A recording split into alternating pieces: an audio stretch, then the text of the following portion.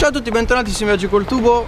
Siamo a Granada, stiamo per andare a vedere l'Alhambra, è prestissimo, sono le 8 del mattino. E fa freschino, cosa che non ci aspettavamo. Meno male, perché almeno il caldo arriverà un po' più tardi forse.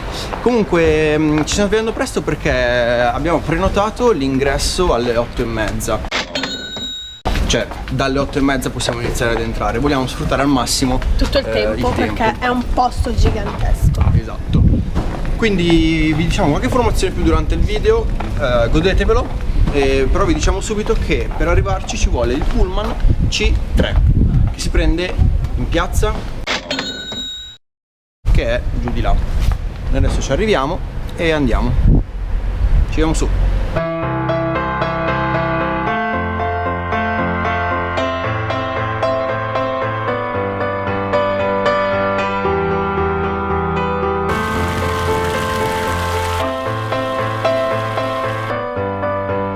Vi abbiamo già detto il prezzo del biglietto, ma vi consigliamo di spendere 1,50 € in più per prenotare online l'orario d'ingresso, in modo da evitare file.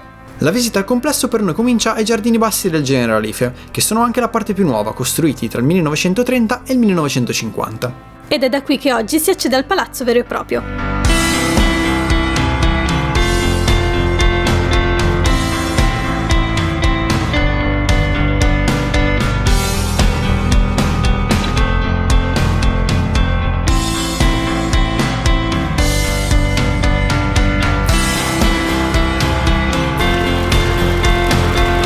Questo palazzo era la residenza estiva dei sultani di Granada. I suoi meravigliosi giardini sono tra i più antichi giardini mori sopravvissuti.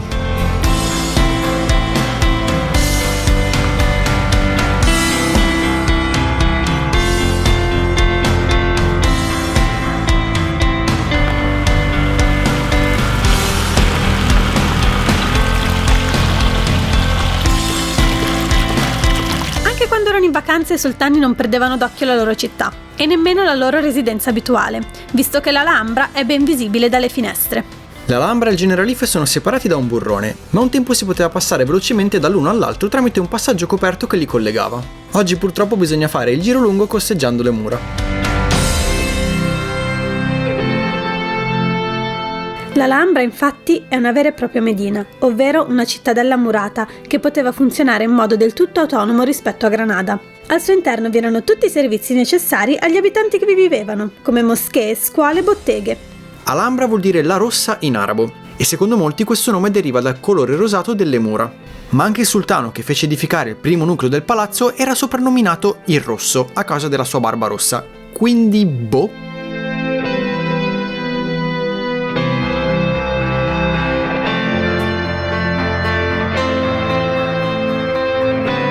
L'Alcazaba venne costruita nell'XI secolo ed è la parte più antica del complesso. Questi edifici avevano una funzione militare e garantivano la protezione della cittadella. Inutile dire che dalle torri dell'Alcazaba si vede tutta la città.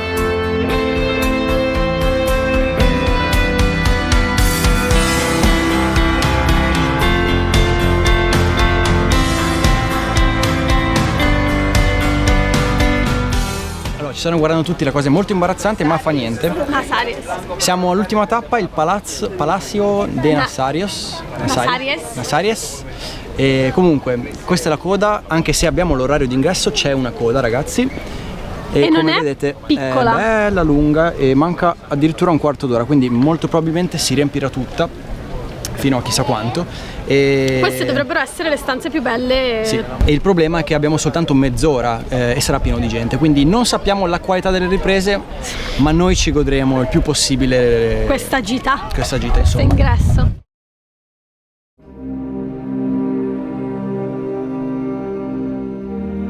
Il Palazzo Nazares è il cuore dell'Alhambra. Questi sono gli edifici in cui il sultano viveva e amministrava il suo potere.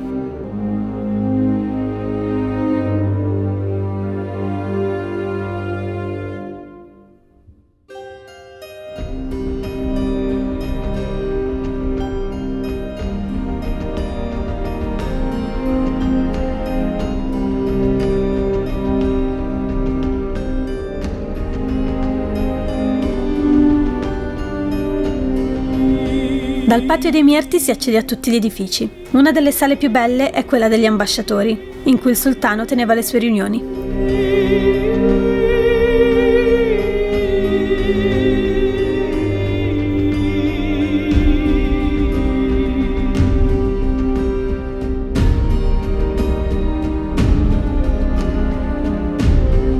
Da una piccola porta si accede alle stanze della famiglia reale, l'harem del sultano. Gli appartamenti di quest'area non hanno finestre che danno sull'esterno, affacciano invece tutti sul Patio dei Leoni, che prende il nome dalla fontana centrale.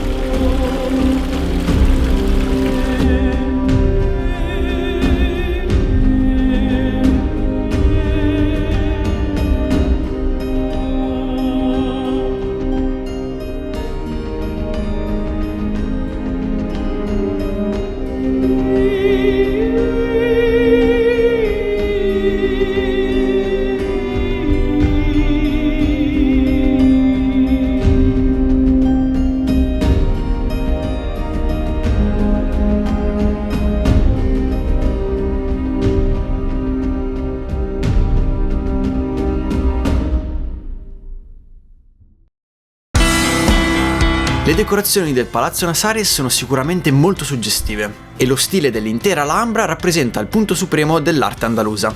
Ma c'è un palazzo che stona, quello di Carlo V, costruito nel 1526 dopo che il re Cristiano riconquistò la città.